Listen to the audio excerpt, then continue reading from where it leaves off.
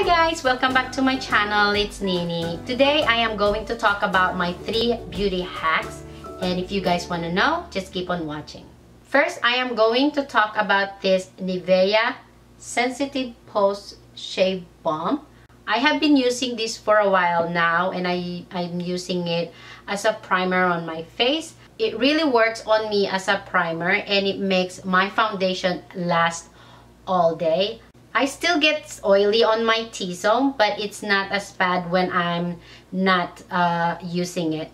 And it has a glycerin in it, which it helps to attract a moisture to the skin, and anything you put on top of it, it latches onto it. So it really helps make your foundation last all day. My second beauty hack is this.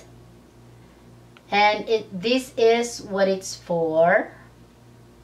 I use this for my eye bag. I have been getting a really bad allergy here in Georgia. We just moved in here a couple months ago from Hawaii, and I have been getting a really bad allergy that makes my eye puff or swollen. So I use it for my swollen eye bag. I put just a little teeny tiny amount of the product underneath my swollen eye bag, and it really works.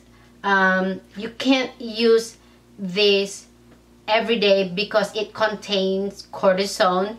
So if you use it every day, it will thin out your skin. So I only use it for emergency when I'm having a bad allergy and I have to go to store, or me and my family have to go somewhere, and that's when I need to use it. And I use it just a teeny tiny amount because like I said, it contains cortisone. Now let's go to my third and last beauty hack, and it's this one. And no, this is not the one that you use on your problem down there.